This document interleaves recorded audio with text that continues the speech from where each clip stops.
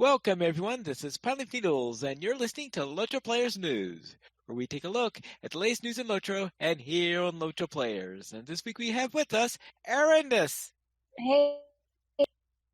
and Sanswinda. Hello. Hello there. And this week we will start out with some release notes for another tiny little update, where the following instances are once again available at level 130, the Silent Street, the Keys of Harlan, the Blood of the Black Serpent, Sunken Labyrinth, and the Dome of the Stars, and the Ruined City. They eliminated the power cost for many session player skills because, Woohoo! yeah. And then you don't stand around without any power for a long time. That's good. Well, yeah, what's bad? You ever get slapped with a disease when you're above level 120 yet? I don't know if my characters above level 120 have, but my Yeah. 120 characters have. So you know what happens then. Yeah, you get like 0 power, and you're standing there going, well, this is fun. Yeah. It looks like it gets worse when you get above 120. So what we need then is to eliminate some power reduction from those diseases at higher levels. Or, that gives us a reason to use our power pots that I always have like 50 of because I don't use any.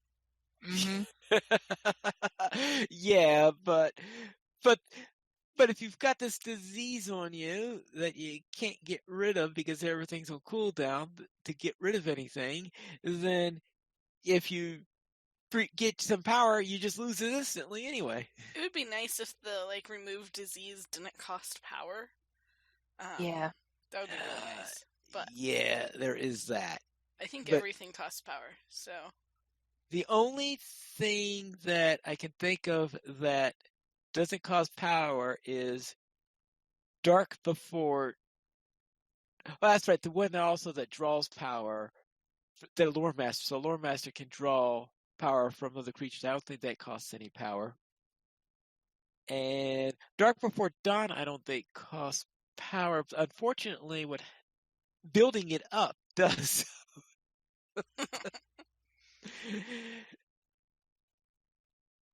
Or maybe it costs a nominal amount of power and I just never noticed it in the past, which is always the other possibility. And some gear with 3 or more sockets is now properly capped at max usage level 120. And Filthwell Instance, Ball Connect no longer respawns after death. woohoo! I'm sure that will be good. I'm sure it will be. And known issues in scaling in Osgiliath and Pelennor instances can drop level 120 armor and jewelry when run at levels 120 to 130. Socketed armor and jewelry that can drop inside these instances will be updated in a future patch. I just wish they will do an update to certain things called skirmishes, which are still dropping 105 armor, I believe. That would be really nice if the skirmishes dropped appropriate level rewards when run at higher levels. Yeah, it would be really, really nice. But right now, I think that's why there are so few skirmish raids run right now, is because, well, you don't get anything useful. And that's it for 25.0.3.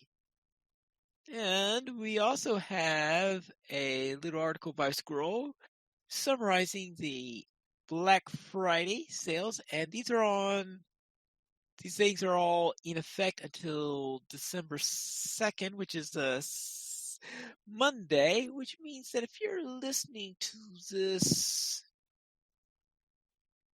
there's a slight chance that it's still up, but if you're listening live, you have a much better chance. Yeah, I guess that's the way of putting it. Yes, if you're listening live, it might be of use, but if otherwise, you have a pretty small chance of this. And that is that we have Curator is back. I really should check out Curator, especially if you want a training dummy, because Curator has a training dummy right now. Or a hobby horse. Or a hobby horse, all right. And there are also some LOTRO market sales, but I think the LOTRO market sales will go into our sales for this week. So I'll hold off on talking about that. But one of the things that they noted is that they are having a limited time item that's currently available called a Legendary Weapon Upgrade Package, whose purpose is pretty much to save many days in Minas Tirith, it looks like. It could save you a few days in Minas Tirith for sure. It's not going to Yes. save you all of the days in Minas Tirith because you can't apply any of the scrolls if your legacy is within 10 of the max unlocks. And you Yeah. can't apply any of the crystals if your main stat is within 2 or 3 of the cap, I believe. All right. But it does help with catching up, and I might have used it twice. I was going to ask you if you used it yet. I did. Yeah, I have 2 characters with more powerful LIs now.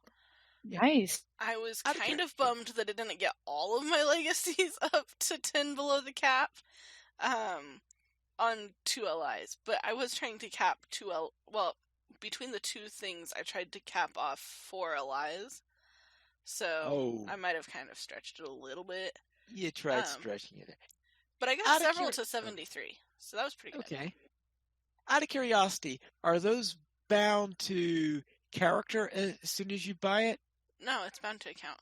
So It's bound to account? Yeah, so I used one on one of my Valord characters who had max crystals, but didn't have max scrolls by any means.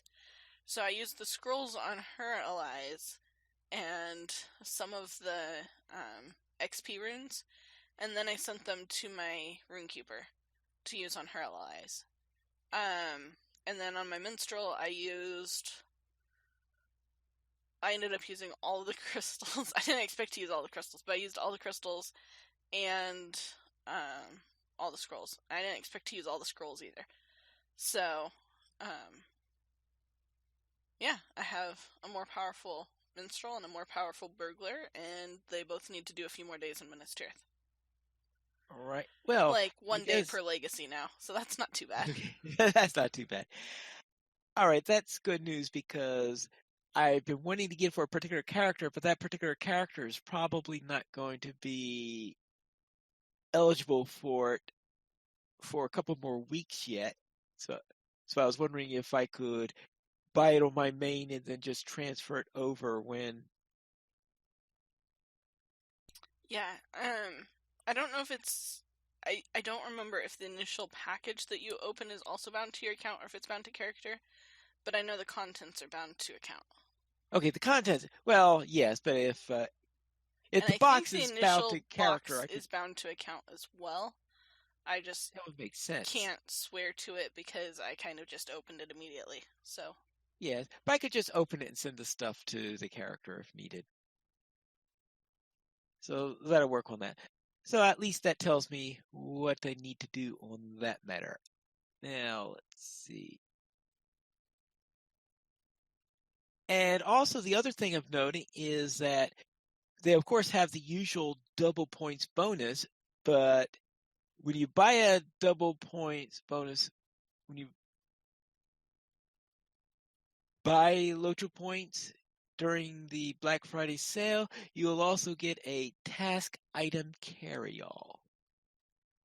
Yes, and you can get it more than once per account, depending on how much money you're willing to spend. Well, yeah, that's sort of the problem is like, do I want to spend $8 for a small task item carry-all? Because I don't need the LOTRO points. I mean, that's basically a bunch of inventory slots. Because you can carry, like, how many stacks? 10 stacks in a small one? Something like that? I don't remember the exact numbers. Yeah, but then they stacked, like, 2,500 or something. Or 1,000, or... They stack way more than a regular stack. Right. And so you get, like, however many that is, times however many stacks of inventory space to share amongst all your alts for $8. Mm-hmm.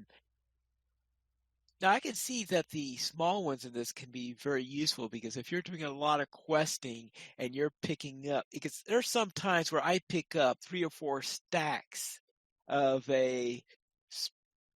one of the task items as I'm questing it around an area and killing monsters and all of that stuff. Yeah, okay, so the small one carries up to 10 unique task items, so that's Right. 10 slots, and stacks them up to 2,000. Right, So, which 2,000 divided that's by 50, that's like giving you 50 inventory slots for task items in one. 49 inventories. 49 new inventory slots for task items. Because the bag takes up 1. Yeah, the bag takes up 1. But I would have thought that would be 39. Wouldn't it be, because isn't it? Well, 50 but you get times 40? Oh, maybe it's 50 times 40. I guess it's 50 times 40. Anyway, it's still really helpful, like, especially the new area, those axes. I think they're axes. The picture looks like axes. I had stacks and stacks and stacks of them in inventories. Right. And you just put the carry-all in, collect things, and suddenly they're all in one stack. Yeah. And they only take up 1 slot in that small carry-all, all the way up to 2,000 of them. So, yeah, that was pretty awesome. Whee! Cracked lances. Yeah, the cracked lances. Yeah, that's things. I just hope that some point those things are going to hit the LOTRO store for LOTRO points.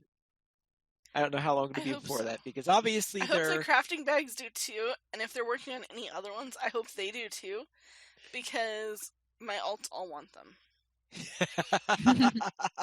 And because of the double bonus points, I now have LOTRO points to spend on them. Yes. Oh, that's right. Yeah, because you needed the LOTRO points. That's the problem, is that I have more LOTRO points that I could spend right now. So because I don't spend them you as could much. Valor more Well, actually, I am thinking of. I do have a character that I do want to Valor, which is why I was asking about the binding of that, because I want this character first to run at least the early parts of Moria, and then after that, then I'm going to Valor to 105 so that I can do Mordor. The early parts of Mordor, because that's my stout axe, and then of course, I want to do Mordor on level with my stout axe. That makes good sense. Yeah. At least that's the plan on the matter. So that is it concerning Squirrel's article, talking all about that stuff. Then let's head into the LOTRO Beacon 139. And in our headpiece, let's see, what do we have on that? It looks like something, I presume that's in the Morgul Vale somewhere, because it looks someplace Mordorish to me. Do you have an idea what that is?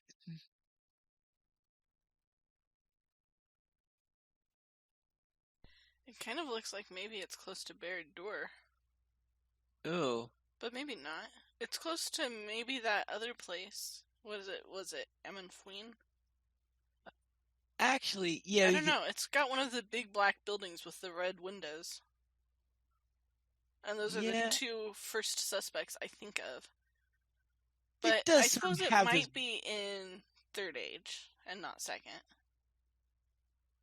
Well, see, if it's Barad-dûr, then it might be 2nd. Well, I'm not too sure they would. But I would have placed it a in the 2nd 3rd Age. I would only suspect they would have a 3rd Age picture if it were near Minas Morgul. Right, and if it was 3rd Age, I wouldn't expect there to be any vegetation, and I would expect a lot more lava. Oh, yes, there is that little detail. So I'm thinking 2nd Age. Yeah, all right. All right, our guess right now is that it's Second Age Mordor then. Then let's head into our community spotlight. Gamers Decide has put together their list of the best LOTRO professions. There are enough professions to warrant a best professions. Yep, right. That looks like they do a top 10 list and rank them as. All right. Void, they don't like tailors at all. They put tailor 10, woodworker 9, metalsmith 8, weaponsmith. It looks they put farmer at 6, forester at 5, prospector, scholar. Cook. Okay, they put they put. All right, they put cook at 2 and farmer at. Let's see where they put 6. Farmer at 6. Okay, I guess you can't do much with cook without farming. So, and they put jeweler as number 1. So obviously the person likes tinkers because don't they have both cooking and jewelry? Yeah, but they can't farm any of their own stuff. Well, yeah, there is that little detail. But farming is only number 6. I mean, if you're big into cooking, you probably want to be a cook and farmer. Yeah, you probably want to be the yeoman instead if you want to do serious cooking. I mean, From it's what I important can to do tell, it otherwise too, but it's totally possible. I would just guess that it would be easier to stay on one alt and get all the things. Yes, Arendis? I was just saying it's kind of neat. They put a usefulness score out of 100 for each one, and it'd be interesting to see how they calculated those scores. It'd be interesting. Yeah, there is that. But it's a cool article. Mm-hmm. And then we also have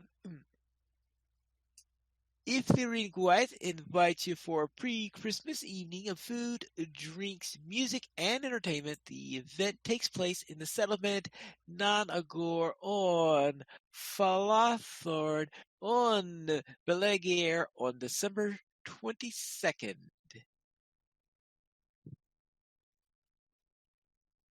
And for Kinhole, the Secret Fire Rekindled is a Landrable-based kinship founded by On Silverlode in 2007. This group of mature, adult, and veteran gamers are team-focused and appreciate humor while playing.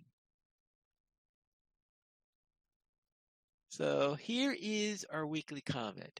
What is your favorite dinner from the Lord of the Rings storyline?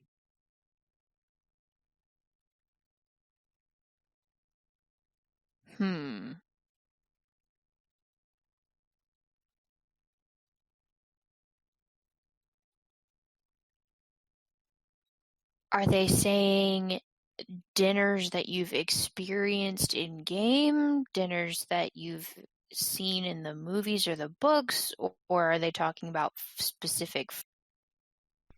I have a feeling they intentionally left that open for interpretation. There's some good spreads in Rohan, and you know that they aren't Sulak.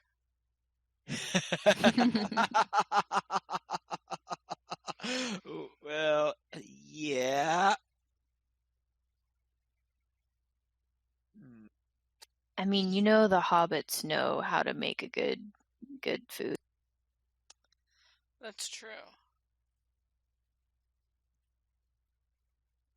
Yes.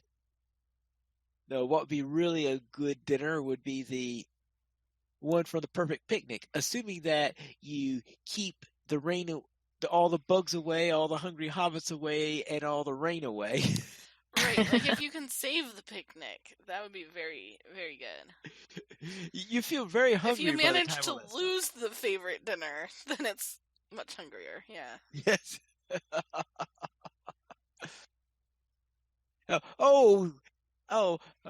Dorlin said, "How about Bingo's last dinner?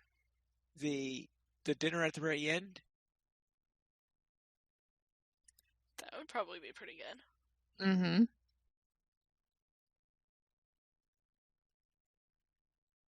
Yeah, we've got that nice little banquet at the very end, which after 52 episodes or whatever, you're finally really hungry, and certainly better than the one he has when he's with the hobbits at Enedwythe, where he eats probably a little bit too much, if you know what I mean. Then, in our fan site news, LOTRO Players news, we all went and fell off cliffs. I heard I was responsible. My bad, guys. Sorry. Oh, of course. Yes, it's even better dinner. You're right. Grandis was, of course, reminding us that when you go to that dinner, you do need to bring your horseshoe with you. Nice. Yes. And I don't know, have you ever done bingo boffin? Me? Yeah. No, not yet. I really want to, but I want to make sure that I'm at a decent level range for it all. And I Right. know that it spans like a huge, chunk of it. So What not level yet. are you? It's on my list. What level are you at? I can't remember off the top of my head. It's in the 60s. I think like 64. All right. Let's see. And it peaks at the highest level area you have to go to asks you to be about 93. So yeah, that might take a little while, but Yeah. Now Well, I and I'm did. 120, and I lost Bingo somewhere in Lothlorien, so I've got to go find him again. uh-oh. Well, yeah, my level 75 in my complete Pine Leaf series, just because I left Bingo in Lothlorien and I just came back to Lothlorien and I picked Bingo back up when I returned to Lothlorien so I could continue into the Great River with Bingo. And usually I've, on a couple of occasions, have done Bingo on level, so therefore I would do the Bingo Boffin quest whenever I was at the same level as the current quest that's going on. So I'm doing it as it's going through. But I guess you want to experience you want to binge on Bingo Boffin when you are at the right level or something. I can't decide. I can't decide if I want to do it that way or just go ahead and start. So we'll see. It's definitely on my list. Okay, dokie. Oh, what class are you? Champion. Oh, champion. All right. Yeah, no problem there. I remember the first time I tried Bingo Boffin, I was doing it on a burglar, and at the time, I was trying to do Bingo Boffin. That's right, because I was recording episodes of Bingo Boffin every week as they were releasing it. Oh. So I was doing it, and they started skipping up a little bit. I thought, no, there is no way in the world I was going to keep up on a burglar. So I even made it in the storyline on how I suddenly turned into a hunter. So I even incorporated. That's right, because it was a quest line where there's someone who changes their name during that quest line. So I thought that it was a perfect time for me to change classes at the same time. And since I was on a different character, of course, I also had a name change. So I just had everyone starts calling me this new name instead of my original name. Nice. Though later on, when I decided I hadn't ever done a serious burglar series, well, okay, the first 50 levels of Migo Boffin, I was all right. I was doing that with a burglar, but I decided that I was actually going to continue on with the character at a burglar's pace on their whatever, and so therefore leveling up my burglar, and so I am doing that, and of course finishing up the Bingo Boffin that I had started on that character. So I am doing that now, and hoping to finally eventually get all the way down to the end where I could finally finish up Bingo there. we'll see how that goes. But yes, I have been playing the burglar a little bit more recently, just so that someday I could actually finish bingo on that character, since I started it on there. And then we can hit our LOTRO stream. It is your home for LOTRO gameplay on Twitch. You can check out recent shows by Shinzon, French Girl Gaming, and Roxy. And LOTRO is also played on Twitch all over. Here you can see some recent streams by Stina, and Dang, and Rodagador. And over at YouTube, Gamulio Dan starts a fire. Mark does a Barrel Downs beatdown, and Benjamin explains how to unlock dailies. So a barrow down beatdown. That sounds fun.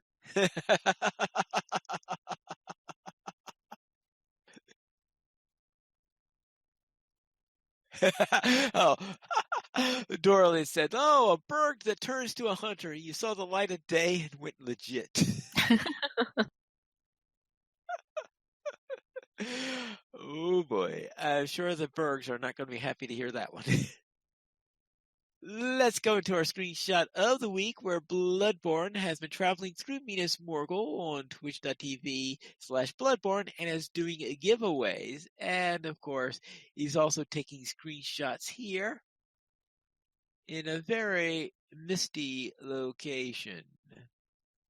That's a really cool shot. Wonder where he is. Yeah. I think he may be in that valley that you unlock after you do the rest of the Minas Morgul content. I can't remember the details of what everything looks like in that valley, but there's some really nasty stuff in that area. That sounds like a likely thing in there, because I can't think of anything else that it can be from that angle and have all that mist there.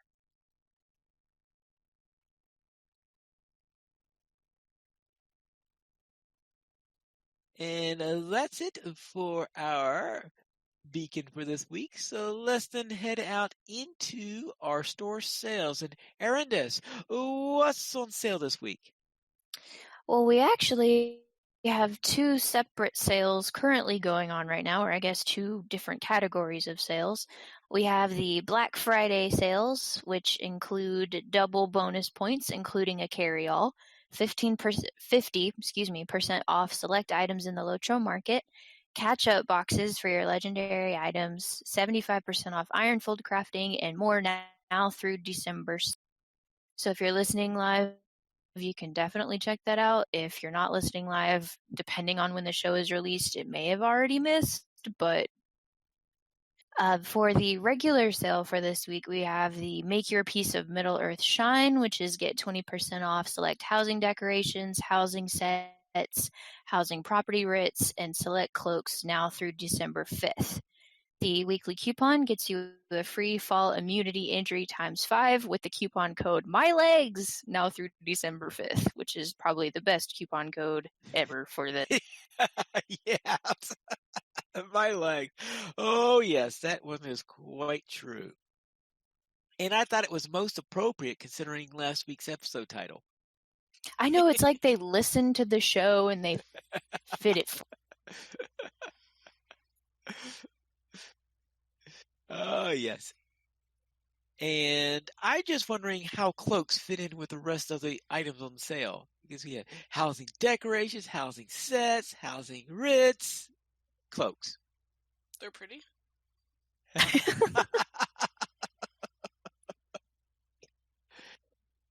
Let's head into our site news, where we have number 31 of Where in Middle Earth is Emeraldina. And last week, they were in North Athelion near Hinneth Anun, which I must admit I had absolutely did not even think about any place near Hinneth Anun. And this week, well, obviously, We don't know yet, but there seems to be a lot of stone there. Yep.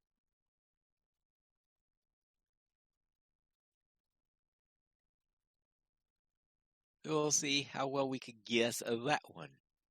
So let's head into our new player question. Arendis, what's the question this week? Well, I think I might already know the answer to this question, but I figured I would ask it anyway. And it's more of a discussion piece than a knowledge question, I guess. Have either of you or used an Aria of the Valor on a character before? Do you think it's worth it? Do you enjoy it? Have you ever done it and then kind of wish that you didn't? What are your Well, obviously Sans has done it a bit. Okay, so I've used the Valor to 50, the Valor to 95, the Valor to 105, and the Valor to 120. And usually, okay, so the 95 and the 105, I almost instantly regretted. Why? Because, okay, so you get to 95 or 105, and then you have a bunch of undone deeds that you have to go do if you want the trait points. So you've got to backtrack. And you have to obtain your level 100 allies that you want to keep for forever. And then you have more than 42 days in Minas Tirith to get them suitable for use. And all of that is before you start new content, or the content appropriate for them. So those, it was totally worth it. The first character that I did to 105, that was totally worth it. She's caught up. She's kind of caught up. She's caught up enough to be usable on landscape. And I enjoy running her with my sister. And sometimes Pine. But she's my very squishy runekeeper. And her everything still needs work. She's not going to be totally caught up for a while.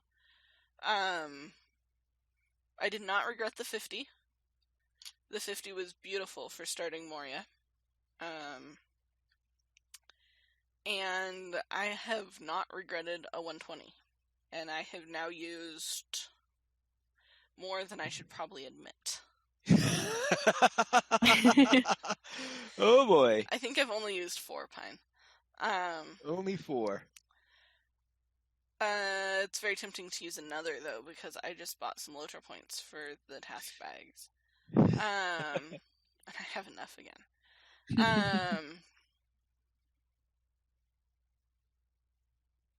But yeah, so if you've got like a particular reason that you want to use one, like to be at a certain level, I think that's a very good reason to use it.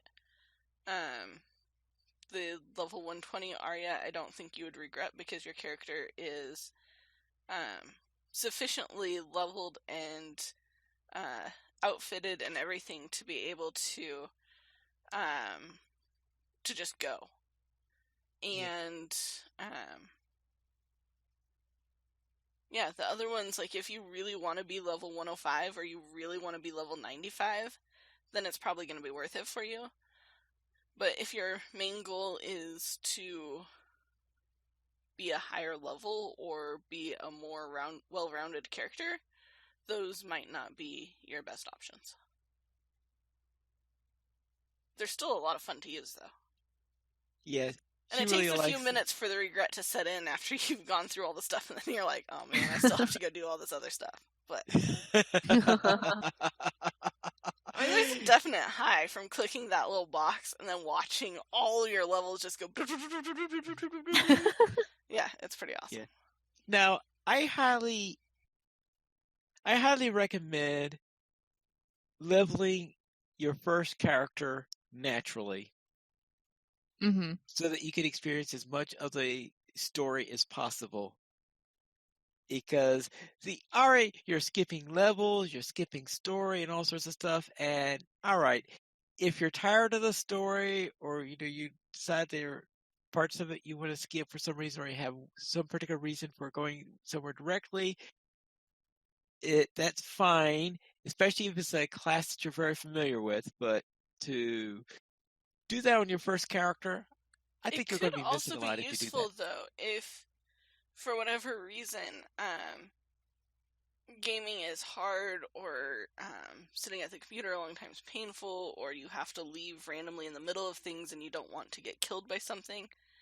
You could use it as a sort of explorer way to see the whole story without having to be constantly in fear of everything ending poorly because you had to take care of something. Like, it's not like you can't see the whole story if you use one of the Valars. You just aren't going to see it on level, and you're not going to have the same level of potential danger while you're doing it. But I don't see any reason why you couldn't take it back to tour all the story. Yeah, but sometimes you don't catch the story as much if you blow through an instance or something like that. True, and there are always those gray mobs that'll just stand there, and you have to remember to actually go look for them and kill them for some of the quests.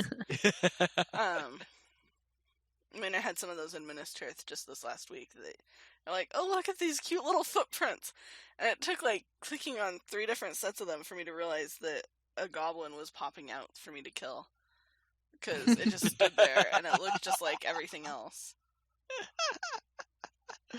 Oh, well. Now, in my case, I've only used an Aria twice, and both of those Arias or actually, I should say Valors. I've only used Valors twice, and in both cases, they were because I received one with the expansion package I bought. In other words, I have not yet actually purchased a Valor of any sort. As for the 2 I have, the 105 one I put onto a Lore Master on Evernight, and these days I'm almost never on that server. So I guess you could say regret, because it's certainly not used on a character that could actually use the thing. It's on a character that absolutely no use to it, because because that character is just going to get squashed in Mordor if I attempted to do anything. So therefore, I think that was a poor choice on that matter. As for the 120 was done on my Lore Master on Crick Hollow, and I think that was worked out very well, because that Lore Master now is 130, and that's the Lore Master I used in order to go through all the content. That's completed the content first, since my main character is doing it at video release speed, thus not being able to do it as fast as I would necessarily want to. So I took another character through it that was my Lore Master. My Lore Master, I think, worked out pretty well on how that Valar went. So both cases I put it onto a Lore Master. One time it worked out, and the other time, And I've used it on a bunch of classes, but I think Terry had a good rule with playing the class to at least level 50 to have some idea of how they play. I would say play the class at least a little bit to have some idea how they play, because you get a lot of new skills early on in the game. And when you use one of the Valars and you are suddenly faced with a whole bunch of skills, and if you have to spend your first, hour of playing them trying to figure out what the skills do, that's not quite as much fun as if you can do it and be like, oh wow, these skills just got more powerful, Yeah. On the Lore Master, it can still work. I've done it, but it was definitely a learning curve.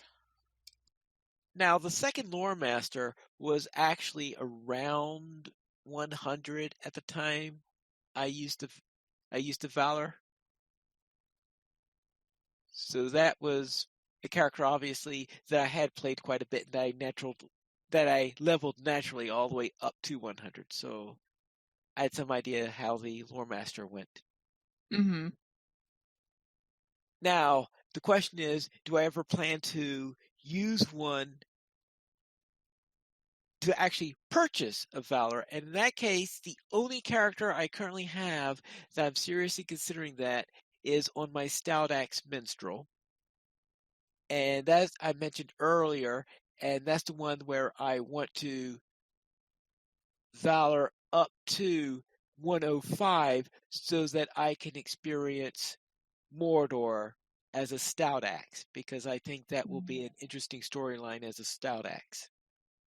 That should be pretty cool. And I think that's a really good way to use a 105. Right. So I use that as a right, because you were saying earlier you'd have to have a reason why you want to do it to 105, because otherwise why not just get a 120? Well, they're the same price, and you get so much more stuff. Right. I think one other thing I thought of while we were talking about this is that some of it probably depends on how much time you have to play, too. And your time to money ratio, because if you have the expansion packs that came with one of the Valars, then that might totally be worth using before you've had time to play through the content. If you know that you're not going to have time to play through all the content this year or next year or in the next 3 years, but you have people that you want to play with who are playing at a certain level, like that might be another good reason to use it and try it. And as Cinders will attest, it can cause some problems, but it could also be a fun way to use it. So. Mm-hmm. And that's, I think, the main way that I would use it. I got one with, I believe it was the, I don't remember which expansion pack it was, but it was through an expansion pack, and it's just been sitting in my inventory because I don't really want to use it on my main character. Right. You know, I want to be able to, go through the story in the way that it was intended to be done. But I'm also thinking, well, if I've got this thing sitting in my inventory, maybe I could find just roll a character and have it be used for that character so that I could play with people at higher levels. But I'm kind of on the fence about it because I don't want to just create a character just for the sake of creating a character that could be that level. So I'm just kind of bouncing it around in my brain, trying to figure out what to do. Totally fair. And Cinders has noticed that like the main drawback for her is that it looks like she should know the stories. Like she's done a good job picking up her characters, her classes. She's learning from people all the time. And like people on landscape or in groups even that know her well are like, oh yeah, and you remember when this one thing happened back in volume 1? And she's like, nope. And I'm like, that's my fault. I took her through all of volume 2. I did not take her through volume 1. I was like, you should do that on your own time. It's really long, and I've already done it twice, and I'm done. And so that's kind of my fault. But, yeah. I think we did that one quite a bit. So let's head into our week in LOTRO. And Aaron, what were you up to? Not much. The most I was able to do this week was patch the game, seeing as how I haven't been able to for a couple of weeks now. It took a little while, so that was cool. Lots of loading screens and all that sort of stuff. But I'm looking forward to getting back in the game soon. Real life has prevented me from doing it recently, and I miss it. So hopefully I'll have a more exciting update as we go along. Sans, how was your week? My week was pretty good. And on the field trip on Friday, we made first age allies, which meant that like one of us made first age allies while the rest of us scrambled to find the ingredients and send them to the person. So thank you very much, Zerok. That was awesome. And then we skirmished very responsibly, right, Pineleaf? Ooh. Yeah. I mean, we kind of tried to give you a heart attack a few times as we were setting up the skirmishes, but I think on the whole, we actually skirmished very responsibly. So, We only threatened to set it. There were 4 of us. We only threatened to set it at 12 people, tier 3, 5 levels above us. So I think we did geez. pretty good just running it with a 6-man on level. So, and Cinders and I started working on getting into Mordor with our Valord Wardens. We could have started right at the Bjorning house, but we want to be able to see the epilogue. So we started. Well, we would have started with the first book of the Black Book of Mordor, but you can't really do that until you can get through the Black Gate. So we are in the Camp of the Host working on that, and that was fun. And my minstrel continued in the Black Book and started some fires with Maven and Natesh, in between applying scrolls to her allies, thanks to that scroll catch-up pack. So that was my week. How was your week, Payne? I will begin with Friday Night Fights, where we decided to try running Battle of the Way of Smiths and the Battle in the Tower. We had a group that we had, I think, people were somewhere around, I think we had one person at 124, a couple of people at 123, 122, 121, and 1 or 2 people just slightly under 120s. We had 5, so it couldn't have been 1 or 2. But you see, we had a little bit of mix, centering around, averaging about 121 or 122. So the first one we ran Way of Smiths at 122. We figure, right, this shouldn't be too much of a problem. Tier 1, 6-player, level 122. We are being beaten all the way through this thing. We've had a number of cases where people are getting killed and come back. And then just as we are on the stuff in the platform, of course, we have someone who people are getting killed as usual. We have one of those Frostgrims. And you know how that Frostgrim lieutenant is. Really, really nasty. The squall thing. And it comes out here. Does the frigid squall comes in. Someone gets killed, of course. Gets ported back right next to Saltkill. The frigid squall decides, oh, there's somebody out in the hall. Let's go chase after that person. Oh, no. So Stotkel sees it. So now Stotkel is chasing the frigid squall all over the place. And this is a tier 1. They should not have things set so that an explosion from a frigid squall on a tier 1 6-player is an instant kill for the defender. Because, yeah, our defender was instantly killed as soon as the thing exploded. And there's nothing you could do to prevent that. The only thing you could try to do is for everyone to survive and making sure that Stotkill never sees the squall. And you can't control that if anyone gets killed. Yeah, so we got killed there, and therefore we failed that skirmish. Yikes. So we decided, all right, let's try something a little bit easier. Let's try the battle in the tower and drop it down to 121. And things seem to be a little bit easier as they're going along, and we get all the way through. We reach the boss fight, and Mazog, in all the time I played the battle in the tower, I have never seen the mithril attack. I didn't even know there was a mithril attack by Mazog in this until last night. And you say, how many times have I run this skirmish? Apparently, Mazog has something called a mithril sweep, and that does huge amounts of damage, and it pretty much wipes whoever is in the area. Good grief. We wiped the first time we attempted it. So we came back and tried it again. Now, I think that might even be the first time I've ever wiped in the Battle of the Tower. And remember, I used to do tier 3 raids. So we're doing this now again. And the second time, we do not wipe. Instead, half of us get killed, and then Rowan gets killed. Mm. Really? Really?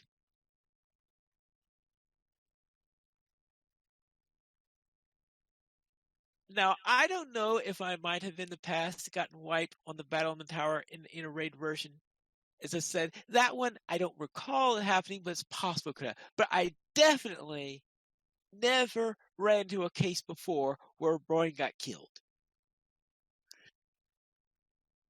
It was brutal. Now, someone did decide to run a 3-player at 120 after that, and they had absolutely no problem on that.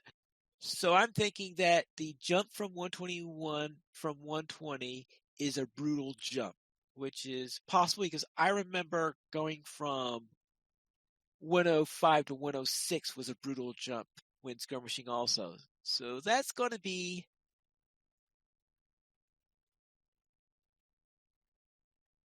the way of it. It's going to be very, very tough on those higher player counts, it sounds like. I'm going to have to do more testing to see if there's anything to do it. But right now, my warden on Langerville is definitely not equipped in order to survive something of that sort. Now, could Do you be need that one my of those Langerville... LA ketchup boxes, Brian? there is something to be said about that. Maybe that's what I need. Just so you know. I'm sorry, you go. Yeah. So that was really, really a pathetic thing to happen in there. And we had 5, so we didn't have a full group, but it certainly wasn't a small enough group in order to cause us to be flattened to such an extent. Now, for better news, on my Lore Master, I finished up the main content in the Morgul Vale. I think I might have 1 or 2 little side quests that I might not have, a couple of bounties or something like that. So there might be 1 or 2 quests that I didn't do. But overall, I've got everything done in there. The only thing I haven't done are the epilogues, because this is an Aria character that did not go back to do the Black Book. I went and did all the new content first. I wanted to experience the new content. So I guess I need to go back and finish the rest of the Black Book so I could unlock the epilogues and see what's in the epilogues. Then as for my Stout Axe, I ran quests in Evendim and then headed into the Troll Shawls, where I ran Book 4 of the Epic Storyline. And the main reason I decided to run Book 4 of the Epic Storyline is because I wanted to run Book 5. And the reason why I wanted Book 5 is that gives you Thorn's Hall rep, and Stout Axes have a trait point that requires them, I think, to get to see either a friend or ally with the Stout Axes for one of their trait points, because the idea there is to be more trusted by the Longbeards. So I've decided to work on that, and that's why I'm going to go through the Misty Mountains on this character to get there, and that's going to help me to get to level 50 so that I'll be ready for Moria. I want to do the early parts of Moria on the Stout Axe, and then after that point, that's when I'm planning to do my 105 Valor in order to head off and do the Mordor story. And that's what I did this week. And now for some news beyond LOTRO, where Cubicle 7 drops the Middle-earth license.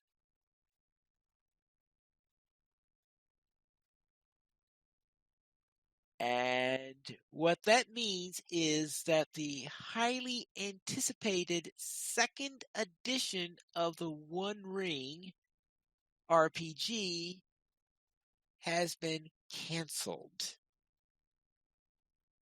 And it sounds like that they got into a dispute with their partner that they're working on it with, and they decided to break company with them. And since they broke company with them, they no longer have the expertise in which to develop all the stuff that they were planning to do. So they decided just to scrap all plans for the second edition. They've already invested a huge amount of money in there, so they are going to have a loss on that. And of course, they're going to have to refund all the pre-orders that they took. So yeah, I guess they decided that things were going to be even worse if they continued holding on to the license. So they dropped the license, and they're dropping the product line. Now, I don't know if this, because Adventures in Middle Earth, was that published by Cubicle 7? Because I know it's the same world, so I presume that was also published by Cubicle 7, because it sounds like that's also going to no longer have anything new in it. But at least on that, they weren't playing on a new edition on there, because I think the new edition was on the actual gameplay and stuff like this. So I suspect that they'll be able to finish selling the stuff that they already have stock on the old edition to the Adventures in Middle Earth. Oh, Dragpost says they both are going away. Sorry about that. All right, then I'll say then that they're just that they're going to sell off all the remaining inventory then. Thank you for the clarifications, Ready Player One. So that's a bit of sad news there. We currently have 15 supporters on Patreon, and if you'd like to help us to join this illustrious raid of players and help support LOTRO players, simply go to the donations page where you can support the Players Alliance on Patreon. There you'll find rewards, including a mention on the podcast your choice, or even be guest with us for an episode of LOTRO Players News. We did not receive any emails this week, but if you'd like to send us one, you can send it to podcast@LOTROplayers.com, and you can also follow us on Twitter, the Players Alliance @PlayersAlly, LOTRO Players @LOTROPlayers, Arendis @Arendis, PonyFit PonyNeedles, Sanswinda @Sanswinda, and Terry Adwin @TerryAdwin. The Players Alliance has two shows. On Mondays at 7 p.m. U.S. Eastern Time, we have DDO Players News, and on Saturdays at 8:30 p.m. U.S. Eastern Time, we have LOTRO Players News. You can join us for our live shows at LOTROPlayers.com/live. And that is all for tonight, and this is Pony Needles reminding you to skirmish responsibly.